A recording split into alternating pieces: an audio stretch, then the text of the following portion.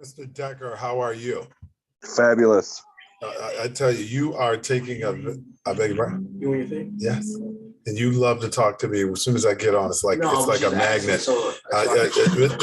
You have children, don't you? Fabulous. I tell you, you are taking a big breath. You want your thing? Yes. And you love to talk to me. As soon as I get on, it's like a magnet. You have children, don't you? I tell you, you are taking a big breath. Okay, Mr. Decker, can you hear me now? I can. What was that all about? Listen, I'm trying new things, right? And I am now streaming not only on Zoom, but we're doing the Facebook and we're doing the YouTube, to compile the channel so people can share. So, I mean, it's a work in progress. So it's not something that is going to happen instantly. I got to get used to different forms of technology and take it from there. Okay, so yeah, I imagine there's quite the learning curve. Oh, there is. Like, there's a soundboard that eventually I'm going to have a soundboard where I can do the clapping. That way you can hear the crowd go crazy when I walk in. Yeah, I mean, when you're a celebrity. When you're a celebrity, you got to do the booze too. I got to do the booze, right? So yeah, it's going to be very interesting trying to do all of this stuff. But the issue is you have to be able to navigate, right? Like, I have to be able to jump. YouTube isn't so bad, right? Because I don't really have to respond to those comments.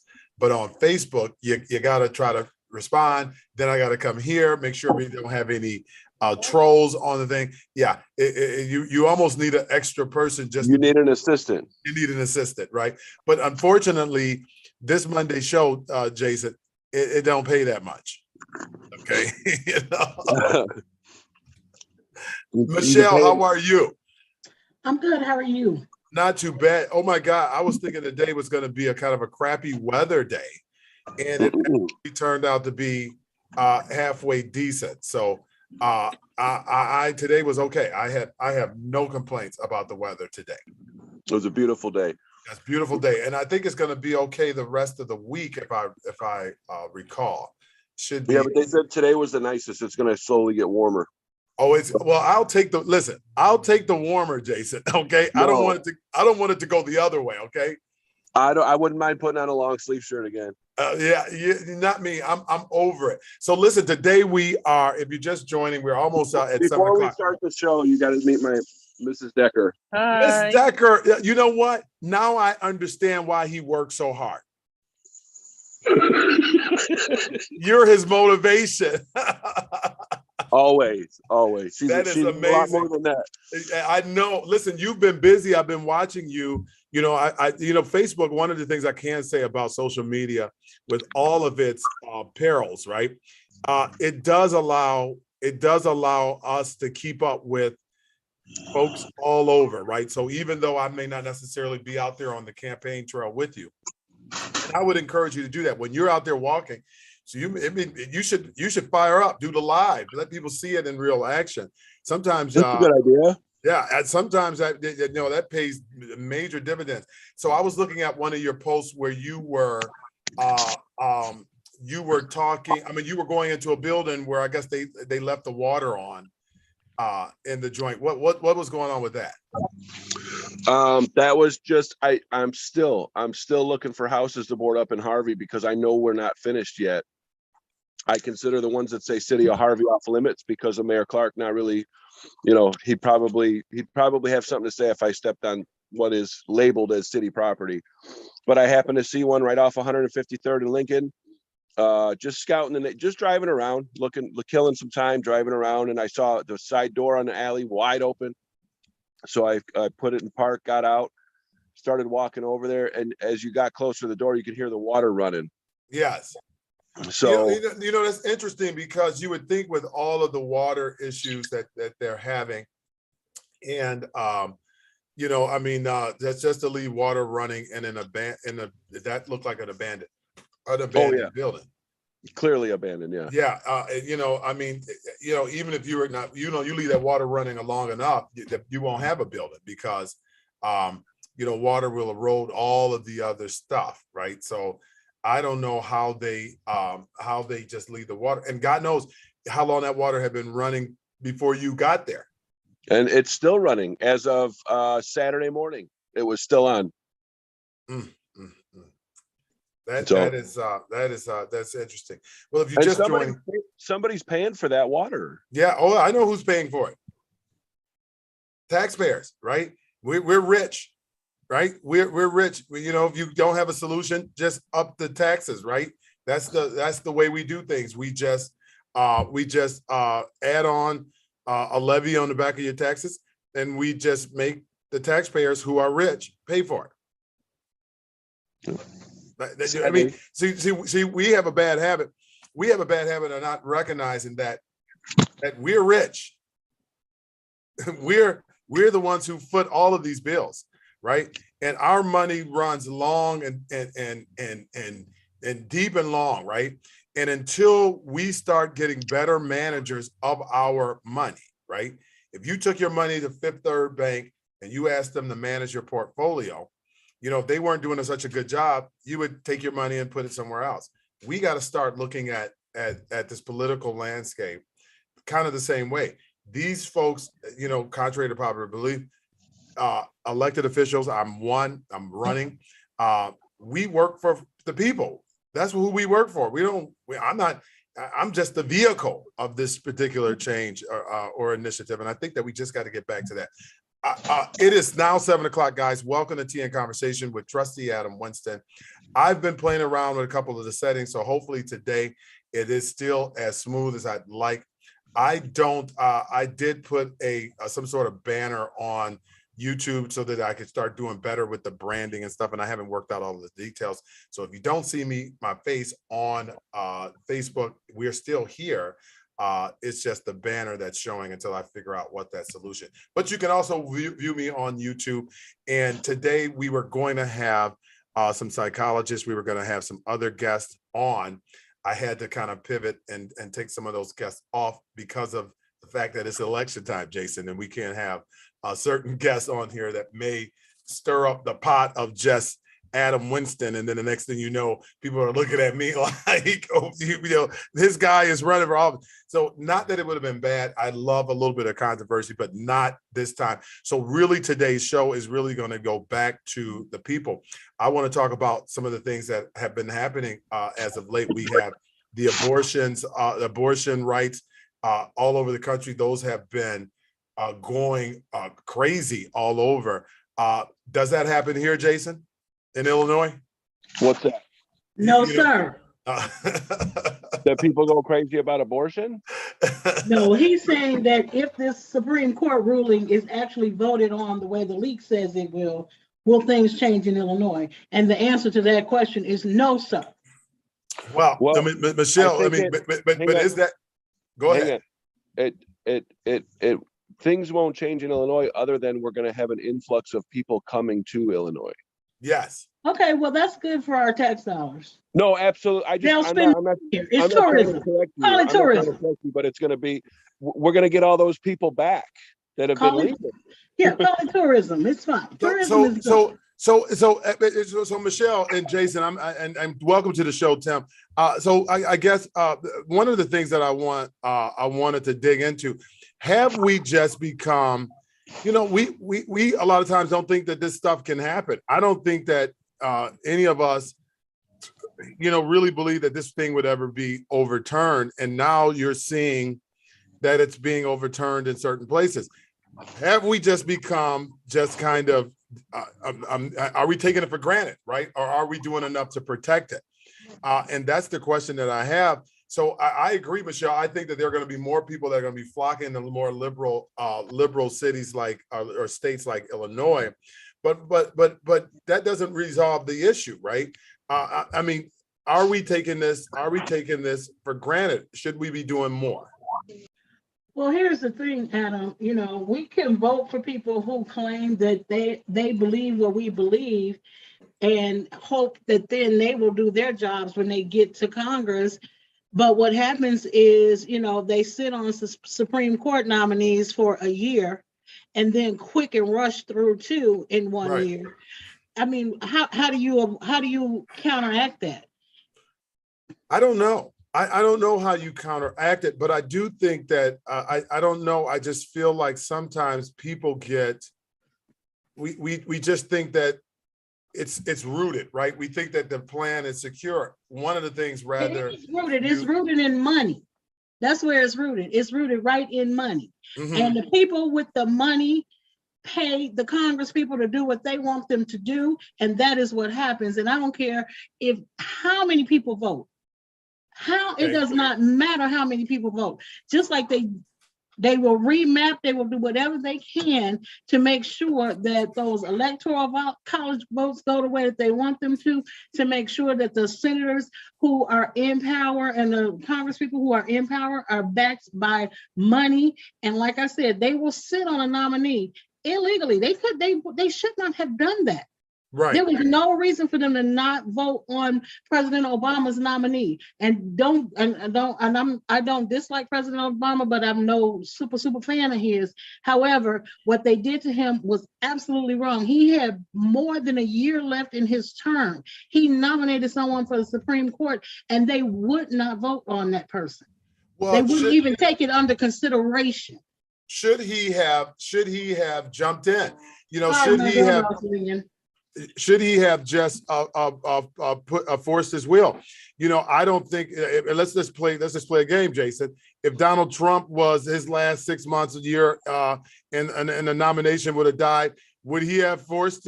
He would have forced his nominee up there, right? I've always wondered if Obama's sitting in that seat, why didn't he just go ahead and try to push it through? I would say the big difference there would be the fact that wanting to, as much as you disagree with the process, wanting to go with the process. Yes. You know, and that's part of the reason why. So to a fault, that's the problem. I mean, as opposed to where now you just see people are exercising. You know, I'm in the seat. I'm gonna take advantage of every moment.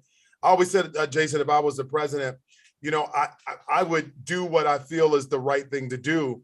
And if I didn't get reelected, then that is not what the will of the people. But I'm always going to do what I feel. If I'm elected for that seat, then I would always do and act accordingly to how I feel people elected me to do. So when Obama did not press the issue to get that nominee, I was a little dumbfounded. I just felt that he should have pressed the issue. Yeah. Michelle?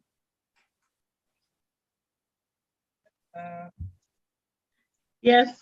You feel? I mean, what do you think? Do you think he should have just pressed the issue, or should he have just kind of gone along with it?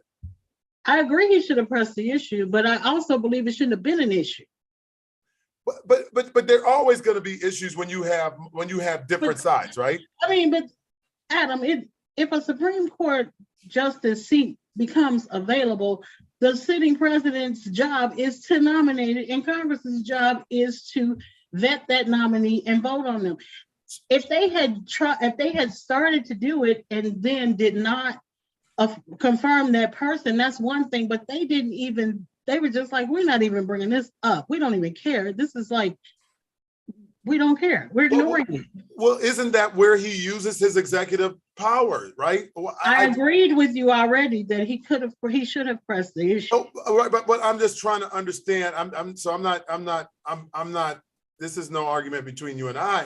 I'm just trying to understand, why didn't he press the issue? Well, if you don't understand, how you think I understand? Okay. I mean, I don't know why he did any of the things that he did. Absolutely.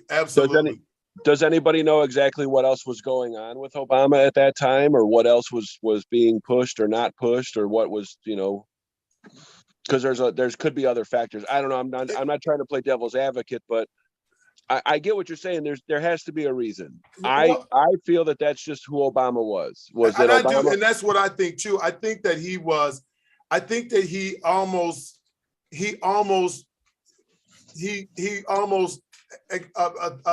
thought that level heads would prevail at some particular point, right? Maybe that too, yeah. And you know, I think that him thinking that level heads were going to prevail, I think that he just kind of assumed that, oh, this is going to work itself out right, not fully appreciating the fact that you may not get this chance again, right? And that you just gotta go, you just gotta follow your heart. And here's the result. I felt that he should have thrown. I felt that he should have used executive order. I felt that he should have just went on ahead and pushed that agenda, and got his will done. Well, he was leaving anyway, right? He was on his way out. That was his last year. So my thoughts were, you might as well press this issue. So I just felt that President Obama, to make certain that I respect his name, should have forced his agenda through at all costs and let the chips fall where they may. Right, and I agree. So someone's saying that he didn't press the issue because he felt that Hillary Clinton was going to win, and then it would just be taken up there. That's that kicking that can down the road nonsense that gets us in many of these situations. And he did it twice. So for you out there who are giving me the message, he did it twice where he kicked the can down the road, right? Because he just thought Hillary Clinton was going to win. And so twice, after, fool me once, George Bush said, fool me once. I think that was this thing. Fool me once, shame on you. Fool me twice. What's the saying, Jason? I mean,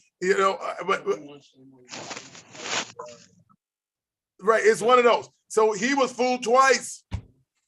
No. Fool me once, shame on you. Fool me twice, shame on me. Okay. So he was fooled twice, shame on him, because he also thought that Hillary Clinton was going to win when he knew that the Russians were infiltrating or tapping into stuff. He didn't want to come across as if he was meddling in the election. Bam, I'm gonna let Hillary Clinton handle it. So we ended up in the same mess. Michelle? Yes. Okay. I mean, and what do you say? I don't have anything to say about that. Well, you know what? You're no fun today. So I'm going to move on to the next thing that I wanted to talk about. And again, if you're just joining, welcome to Tea and Conversation with Adam Winston. We do not have our special guest on. We were going to be talking about, we were going to be talking about Kevin Samuels again this week, but I thought that it would be a good idea not to talk about Kevin Samuels as a person who's running for office and having psychologists on here and having people with this topic has just been way too, just too much, that I decided that we'll just wait until June 28th, closer to Father's Day, to talk about that. So today we're just having a casual discussion about things that are happening. Michelle, I do have to ask, I mean, did you hear about the shooting that took place over the weekend in Buffalo, New York? I'm certain that you probably have. I mean, what are your thoughts? The only thing I can say is I didn't hear a lot about the young man that committed the crime, other than the fact that, the type of weapon that he used, and that he had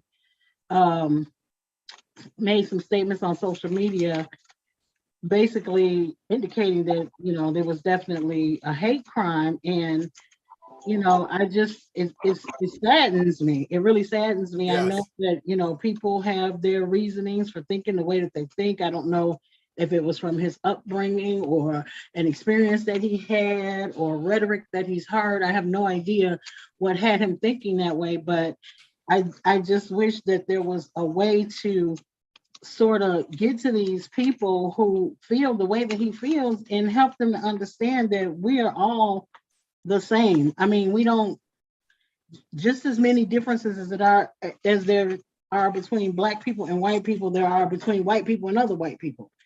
And whatever, there is, it saddens me. That's all I can really say. Well, you know what's interesting. I mean, I guess for me, what's interesting is that this young man seemed to travel, to a predominantly 200 miles to an African American community.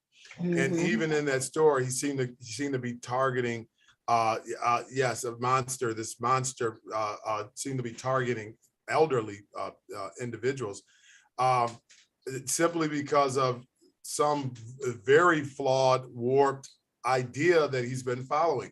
So I mean, it just and there's a lot of more to this, and I'm certain that it's going to be coming out. I know that many communities are questioning, questioning why he was brought in alive. I'm personally am glad that he was brought back alive, because I think that we could learn from this. I mean, if this monster that did the shooting was in a body bag, I don't think that we would have the opportunity to do some studies, right? Miss Trustee Matz, what do you have to say?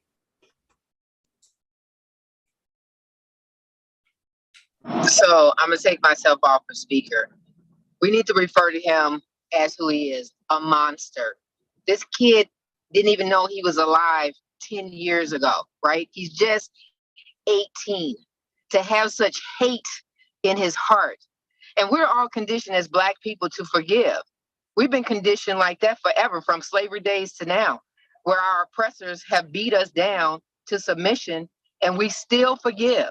We have not retaliated. We have not come back and lashed out. We always talk about inclusive.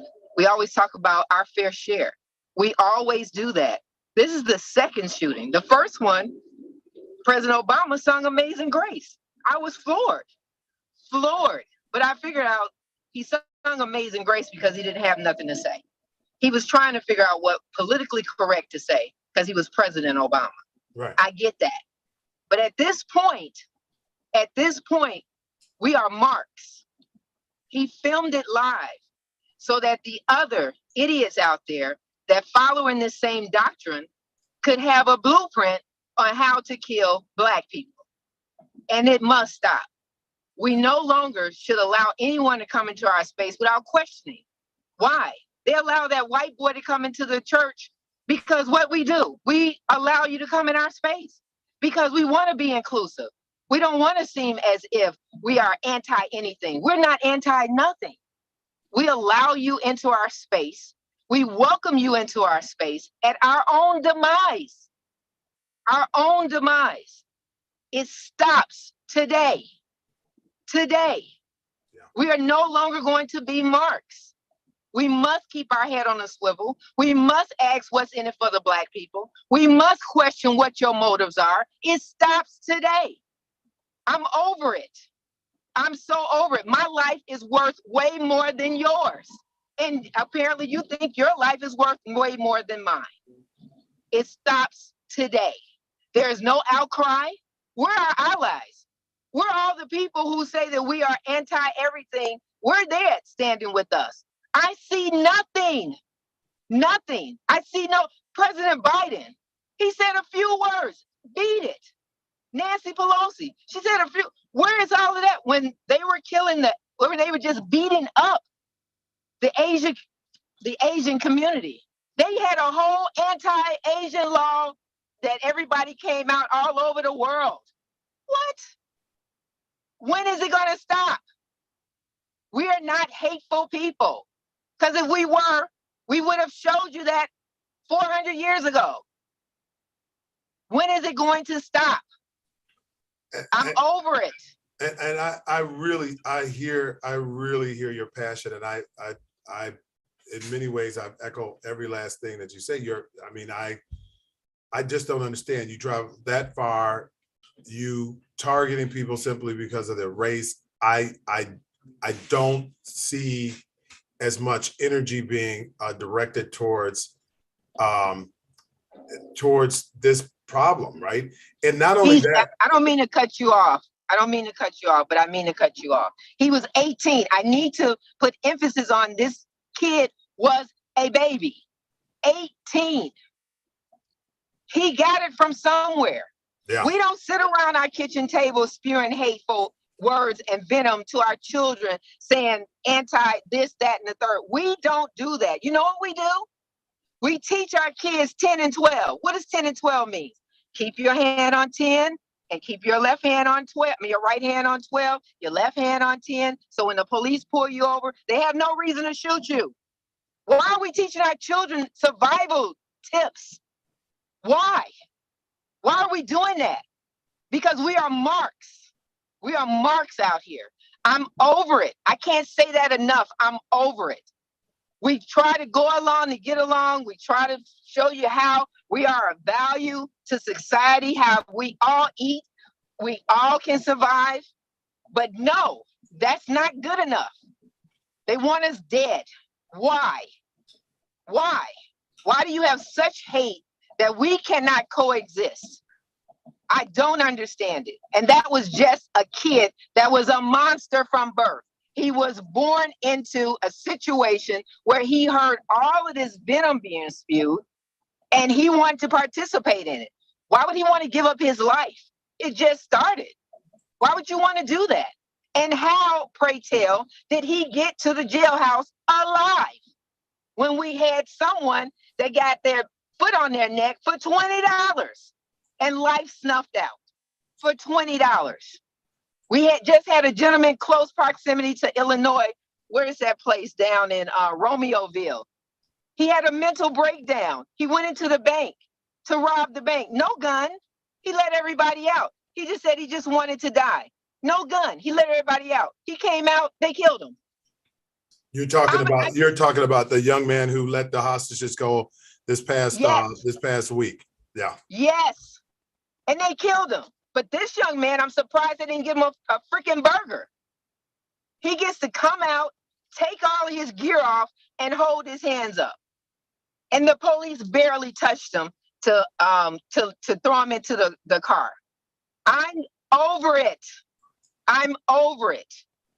It's time to call out racism. Anybody say anything that looks sideways to me, you're going to get an earful. I'm calling it out. There's no longer that we be silent. We've been silent. We make excuses for it. We make up stories. We didn't hear what we just heard. They couldn't have said that. Yeah, they said it. They said it. And so it's just a shame that we just cannot live together. No matter how much we try, it's always somebody that wants to snuff our light out so their light can shine brighter. I'm over it. Well, where do we go from there?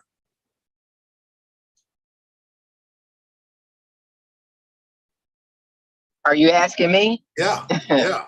Where do we go from here? We got to call it out. What we have to do, we have to be vigilant. Right. We cannot let anybody come into our space thinking that they're coming into our space with good spirit. We have to find out. We have to check them out. We have to vet them. No longer can you come into the neighborhood without being vetted. And it's happening all over. You see the regentrification of Bronzeville, of Inglewood, of 47th Street. We get white people pass all the time because we want to be inclusive. We want to be your friend. We want to show you that we're not monsters. Yeah. The pictures that's been painted of us is a falsehood. And you come and you take our property, you take everything from us, and then tell us to pull yourself up by your bootstraps. Well, you burned it down in Tulsa when we did that. You burned it down in Rosewood when we did that. How many times can we put on phantom shoes and lace them up? How many times can we do that? We seem to do that every single time. But every single time that we build ourselves back up, we build up a community, someone comes in and tear it down. And now this is another tearing down. 10 bullets, killing people, Black people. What the freak? I'm over it. Hashtag, I'm over it. Right.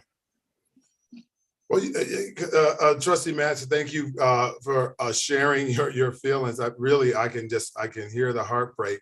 I was heartbroken hearing this as well over the weekend because it is senseless and it just doesn't make sense, with all that's going on, as if we don't have enough dealings with, this should not be even an issue.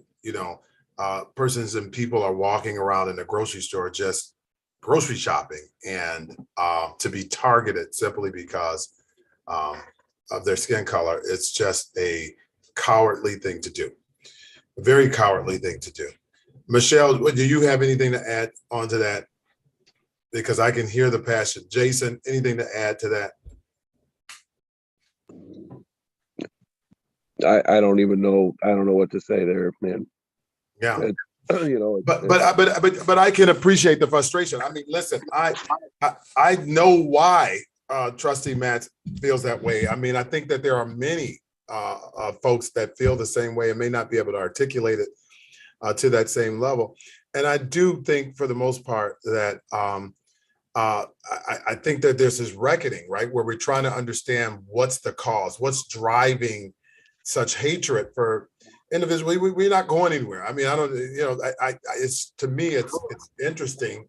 Like, what do you want us to do? What do you want us to pack up and go where? Right? This is our country, just like it's everyone's country that's a resident here. So I don't understand the targeting of anyone at this particular moment. If this was the Jewish community, Trustee Matz, what do you think would happen? Let me tell you, if it was the Jewish community, there would be such outcry. People would be standing with them in solidarity, saying that we stand with you with your pain and everything. We don't have that same respect. We don't have that. Nobody's standing with us. Nobody's marching. Nobody's saying anything. It's been dead silence. I don't get it. I do not understand that. But then there's no safe space for us to talk about how to protect ourselves. If we talk as Black people, we get together and we say exactly what's going on, then you have somebody infiltrating our space saying that we anti. What? We anti because we want to make sure that we are safe, that we see what's going on, that we alert everybody. I mean, it's a lot of sex trafficking going on with women. Thousands of women are going missing. Anybody talking about that? That's all nationalities going missing, especially Black women going missing. Nobody's talking about that. It's not sexy, I guess. I guess one nationality is disposable, I guess. Nobody's talking about anything. This right here is a massacre of a kid. I think the parents should be locked up too. I think they should go and get the parents. He's 18.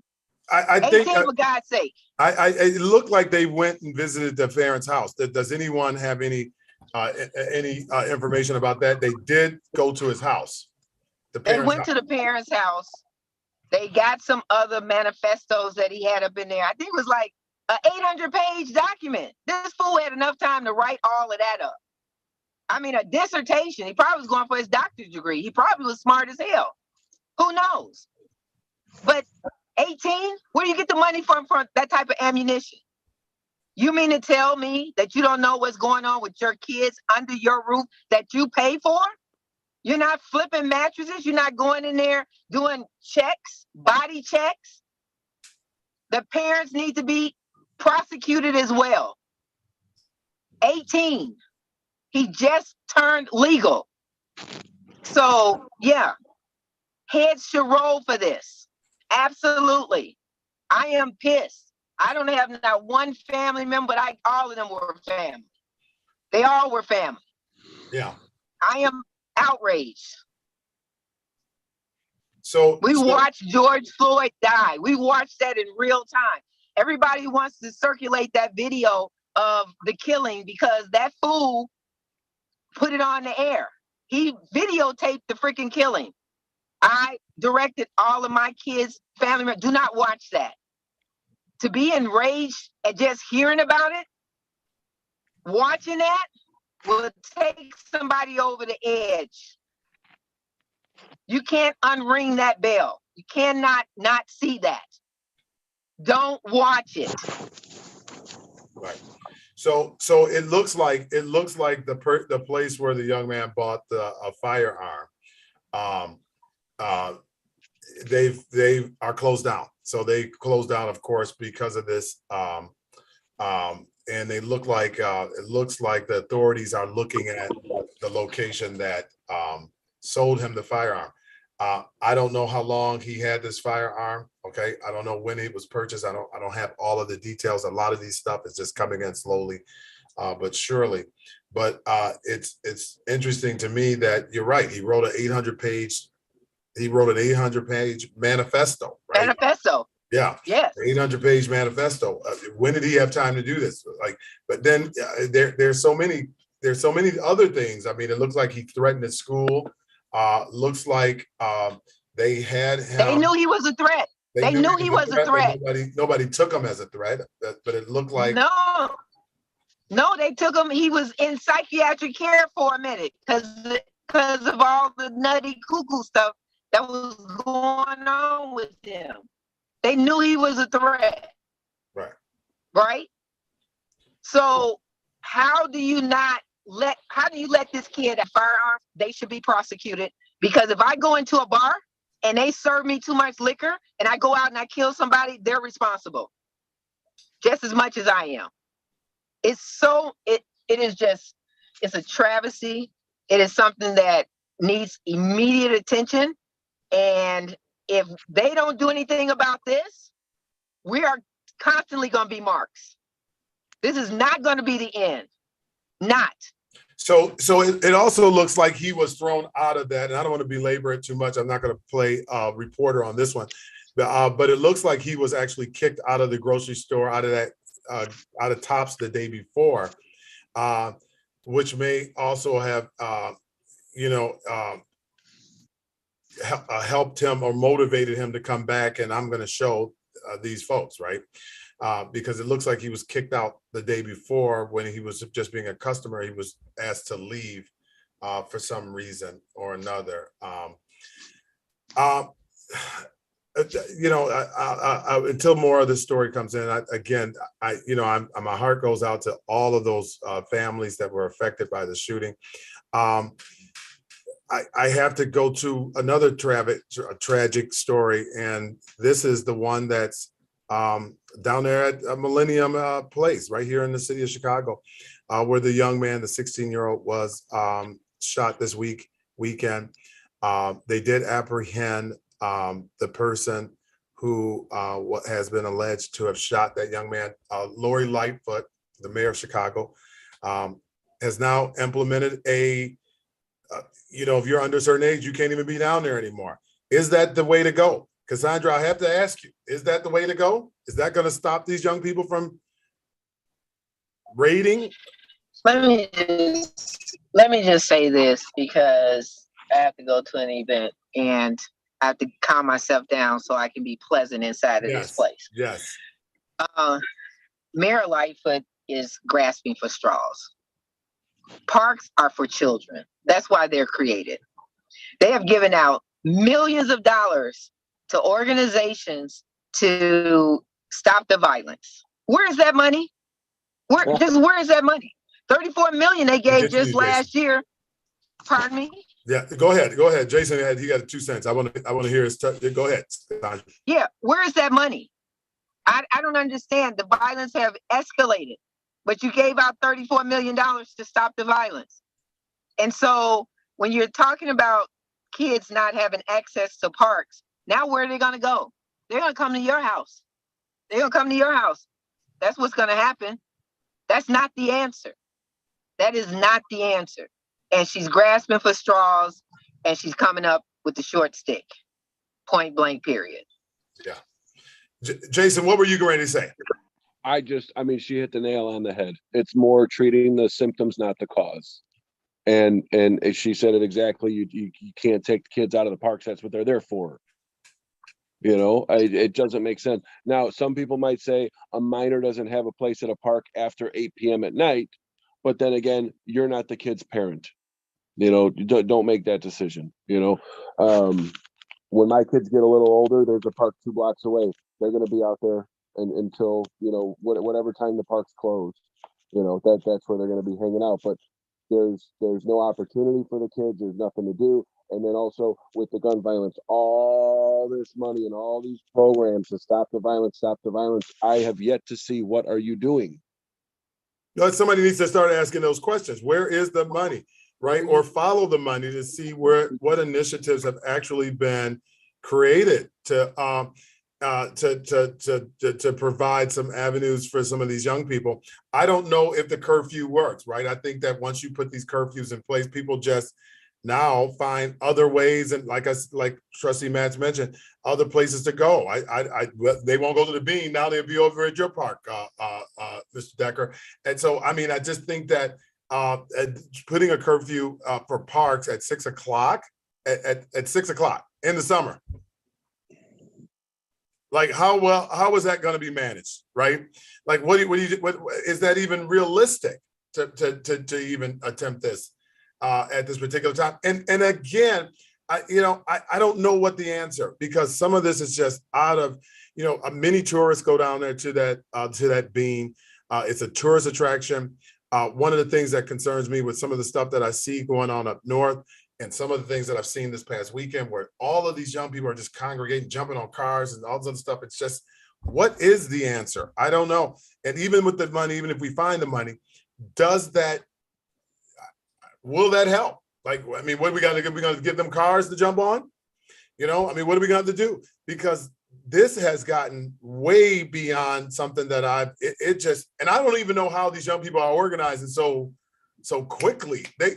They are organizing better than we can learn from them, Jason, as politicians. They organize and get these people. Social media. They get them together so quickly to meet them someplace almost at the same time, where they can do this bum rush these areas. I mean, do we need another type of watchdog? I don't know. But it just seems like too much is going on. Maybe we're the outdated ones. We don't know how to follow the technology. Maybe we're not using it like these young people, where they are able to quickly know what some of this stuff that's going on. It just seems like it's a well-oiled machine with these young people. Not to simplify it or give a very broad answer, but it comes down to what I've said a few times: is it's a lack of empathy.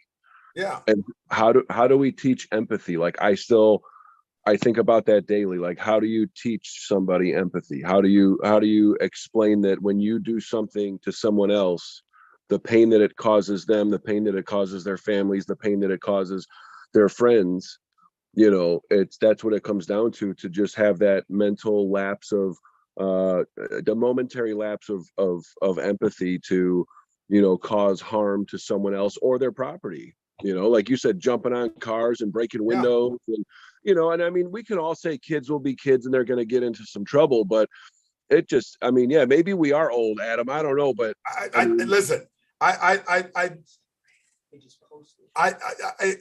Instagram that my son is in the background, he's telling me what they do. They posted on Instagram, and maybe a kid got 30 followers who has another 20 followers, but it almost seems like that it's done in unison, and they are well organized, and they know, okay, we're going to meet here, and it's that mob mentality, and it's just gone crazy. Yes, Michelle. What is the reasoning for it, though? And not the reasoning for the violence. What is the reason for the meetup? What is the reason that all those children want to be downtown at that time? And I know they don't have things to do, but why is it that they all need to be downtown? Or why is it that they all need to be together at that time? Well, I think it's where the cool kids hang, right? I think it's one of those things where, we're going to meet up here, and if anybody that's somebody, this is where they're going to meet. I don't know. Listen, I never got invited to the party when I was a kid, Jason. And so when I finally got an invite to some of these, to a party that was a block party, I mean, I was like, cool, but I wasn't jumping on cars, right? It was no Project X on my neighborhood. You may sneak one of your dad's old Milwaukee beers and go sit by the lake, but that's it, right? It seems like now these are like well organized. They got their video cameras. They're just, I don't even know, outside of the fact that it's just young people, well organized. And now I say that because I look at also, and I guess I should be thinking about my own sons, my own sons, they have their friends, and they organize and they go to the movies, right? So they use technology. And, you know, I think I'm going to be able to go to work today. And they're like, well, Dad, we need you to take us to the bowling alley. And I'm like, well, why didn't you ask me this?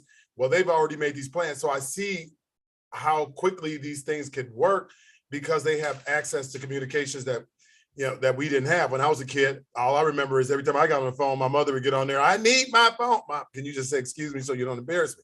Now they all have their own devices and they can organize really, really quick. But to answer your question, Michelle, I don't know what is the purpose outside of just hanging out, and then they get there and it becomes show off.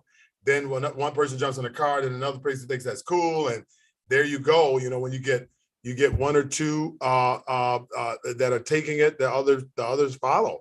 But I don't see any other reason for them to be doing it. It's not like it's a concert. They just meet me down here on this street. Jason? I think it's more of a, you know, like when you were young and you'd call a few friends, or, you know, back before technology and cell phones and mobile devices, it was, we would meet, we're going to meet up at the ball field, you know, yeah. 10, 12 of us. And I don't know, I don't have the answer, but I would assume it's something just along the lines of a social gathering. And what's better than 15 people, 20 people? What's better than 20, 25? What's better than 25, 30? You know, and, you know, I don't know if there's any, you know, nefarious plan to go down there and do anything wrong, but, you know, I don't quite understand it, other than that would be my assumption. It's just, hey, we're gonna meet downtown at the Bean, or we're gonna meet downtown wherever, and you know, it's downtown, it's cool. You know, you got the tall buildings, you got the beach, you got the Bean, you got the big park. You know, you got these enormous, beautiful buildings. You know, that the youth may not appreciate the architecture of Chicago, but, you know, it's the cool place to be. Why not? Right. Know? So it looks like, I mean, I'm looking at some of those kids, that mob that kind of came down there. They had been kicked out of several before they got to the point where they finally were chased away. They were kicked out of place to place. So they were just, so even though, you know, to this curfew that now Mayor Lightfoot has imposed, all they're going to do is go someplace else, because it looks like they were kicked out of a couple of other places, and they just ended up moving to the location where all of this stuff started happening. So and essentially, this doesn't resolve the issue. So the curfew is not going to resolve the issue. Now they're just hang on the block, right? Or they'll hang at another park, or they'll hang on the subway or the train station. So this doesn't resolve. Don't give them ideas. Believe me, I don't. I think a lot of it is foolish. I was talking to a friend of mine the other day, and I was telling him I don't understand why the young people just don't pay the $5 to get on the train. You can sit comfortable. Right? Why would I try to jump the line and then have to worry my entire destination if the conductor is just going to come and throw me off? Isn't it just easier to pay the $4? And couldn't they be charged? Isn't there I don't know how often it happens, but if you get caught, they can charge you with something, isn't it? Yeah, they could. It's just, to me, it's like, and I get it, when you're young, you don't think about the consequences, but at the same time, some of it is just, like, it doesn't even make sense jumping the line. Does it even make sense to keep getting kicked out of places that you know that eventually you're not going to be allowed in any of these joints? You're just making it tough. And I'm thinking as an adult. I guess I got to think as a kid, but it just doesn't make sense. It's like you're just biting your nose off. So Michelle, to answer your question, I don't know. I don't know why they choose to meet. They just organize on Instagram. These social media platforms have given them the ability to really create swarms of people, right? It's given them the ability to just say, okay, fine, we're going to just get as many people down here. And it's like they could throw a party in real time. Yeah. Yeah, and I think that's what it boils down to. If you're just joining, welcome to Tea and Conversation. We got a light show. We're just shooting the breeze. This would have been a good day for some of those candidates to come on, but I noticed that some of them are hosting their own fundraisers and so on and so forth. But I'm here as usual. I didn't have baseball practice today, so I got a little bit of a jump so that I could get some of this newer technology used, enjoying the weather, talking about some of the things that are that have been going on over the weekend. There was another location, I think, was that in New York, where 4 other people were shot at a church. Those individuals are Taiwanese. And someone went in there and decided that they were going to target that church. So there is, and those are grown folks, Jason. So you think that you get some sense with the older people, but the older people are having some of these challenges too. The person who shot up the church, the Presbyterian church, I think that was in New York, who shot 4 people. LA, it was in LA. That's right. It was in LA. That was a Taiwanese church, and he went in there, and that was yesterday, where he went in there and decided to shoot up the place. Yeah, I don't know if it's just mental illness. People are blamed. Is it a blame game? Are we just blaming other people? We feel like our lives didn't go the way we want. We're blaming other people. What is going on? I don't know. I have no idea.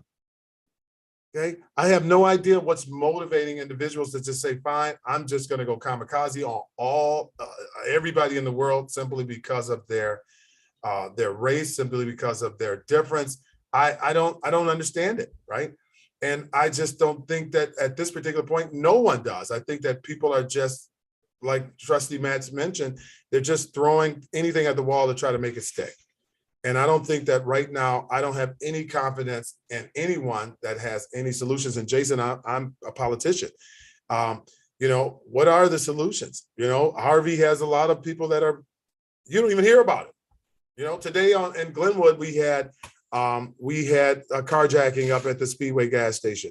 You barely hear about this stuff. And to a fault, is that the problem? We don't talk enough about any of these issues that are going on, and then they just snowball into something much, much grander because we're kind of pretending that these things just don't, not in my community, they don't happen here, right? And so we walk around with this, this veil over our face because that we think that insulates us from what's really happening over in our communities. They're in our communities. So I don't know what's going on. And I don't know if it's just can be simplified. I guess we can blame anything on mental illness, right, Jason? We can say mental illness is to blame for all of the life's problems, right? But at some point, is it our inability to deal with conflict? Are we just individuals that are just thoroughly broken and just stressed out by everything, that we're ticking time bombs just walking around here waiting for an opportunity to explode? I don't think all of us, but I think a lot of people definitely have undiagnosed mental problems. I mean, most people do. I mean, if any of us went and sat down with a psychiatrist for, a weekly session for a couple months, I mean, we'd all fit on some sort of spectrum of something, Yeah. I mean, that's just my humble opinion, but I believe that, we all have problems with anxiety. We all have problems with depression at times. We all have problems with, just a multitude of things, because that's where we're at in society, is that there's these things happening, like literally a carjacking, and most are just like, oh, another one. Oh, okay. So we become desensitized by all of these things. Yeah. I'm sorry, I don't mean to cut you off. It's not even complete desensitization as it is coping skills. There you go. We have to cope, regardless of how sensitive I am to a carjacking. I still have to put gas in my car. Yeah. So I have to somehow compartmentalize that. I still have to be alert and stay aware and try to be safe as I can. But the fact of the matter is, if all I think about is people get carjacked at the gas station, then I'm going to be paralyzed because my car is going to be out of gas on the side of the road. Right. So with these coping skills, Michelle, and because I agree, I think that we need more public service announcements, to tell people that if you have, maybe some little mediation locations where when individuals have some conflict, that they can try to resolve this conflict in a much more controlled environment. And I don't know if that's the answer. I'm just wondering, I don't know. I is don't that know a if that's solution? the answer. I know that I believe, I don't know, but I believe that part of the solution is deterring the crime. And I think that there are some things that we can do to deter crime. Yes. And I mean, we're not going to stop it. We're not going to solve it. We can do everything we can to set up programs and, you know, try to get kids younger and younger and get them involved and learn what their challenges are and all those things that need to be done. They do need to be done. But I believe that if somehow we could figure out a way to make these people understand that there are consequences to what they're doing. Yes. You know, what I think a big part of the problem is we hear about every carjacking, but we don't hear about every arrest. And we don't hear about what happened to the person who got arrested. And I know that we don't have time to listen to that all day long. But the buzz is, like, you know, I know you know, it came when this carjacking happened. I'm at work sitting at my desk, but I knew about it because my phone alerted me from the neighborhood app and the Ring app, and then it's on the COG page and all that stuff. So we're quick to spread the bad news. So we need to make the people understand that it's not just all bad news, although I don't feel like any person going to jail and having this, you know, go through the criminal court system is good news. But if that's what you want for your life, then that's what you get. Play stupid games, you win stupid prizes. There needs to be some consequences, and those consequences need to be out there just as much as every crime is out there.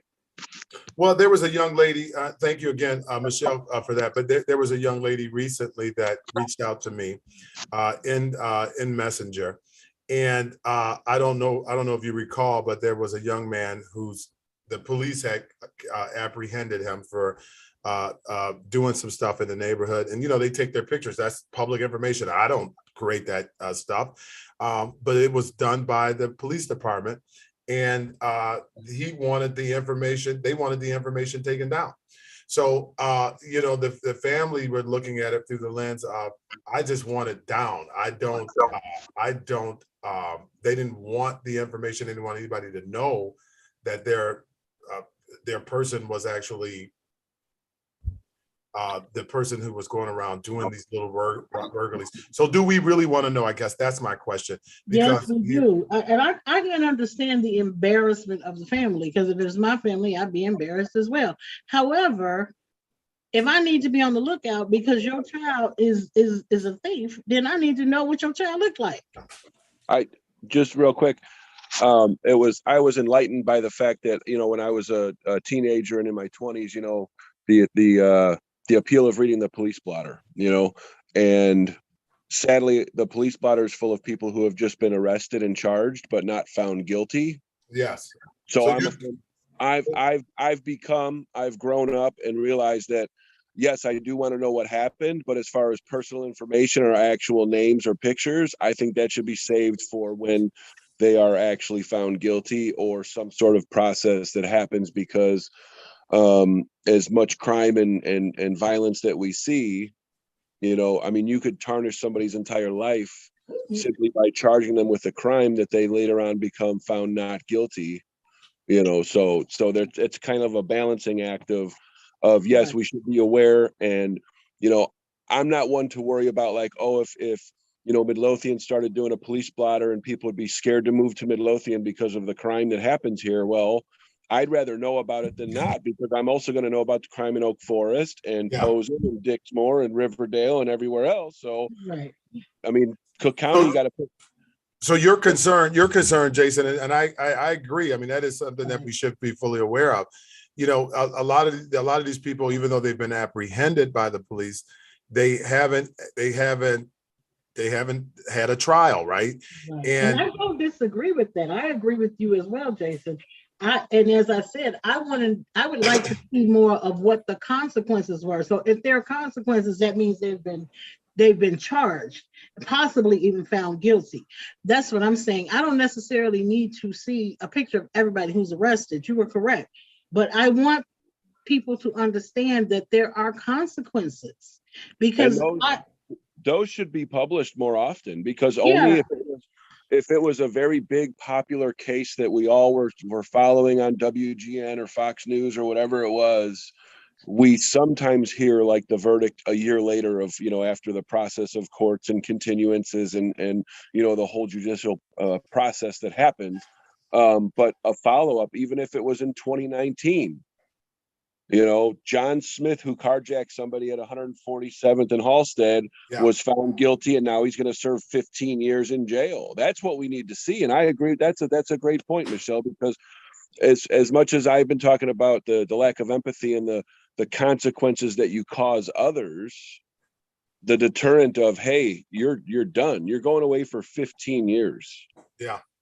Imagine what happened 15 years ago, and imagine that whole time span being in a 6x8 cell.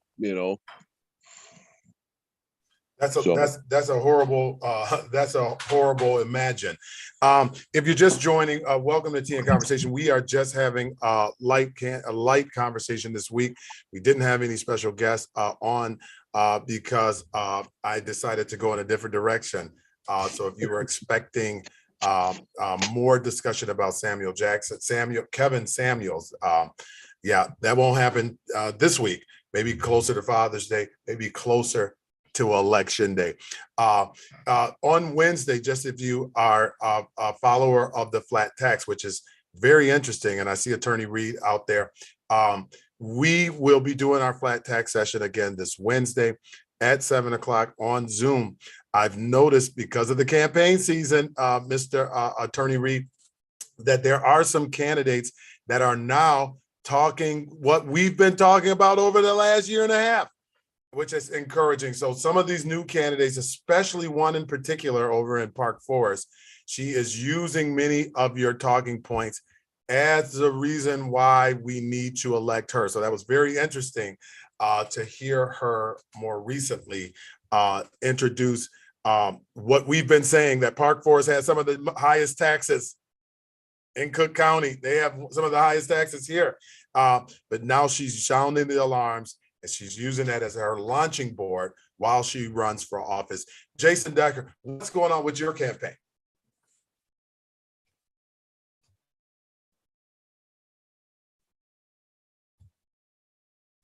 I can't hear you. You got to unmute yourself. I had myself muted because the kids were rambling in the background. So that's okay. I think the campaign is going great. I had a huge event on Saturday, maybe not huge, but my biggest one yet. And there was quite a few people there that I didn't know that showed up, and we all had great conversation.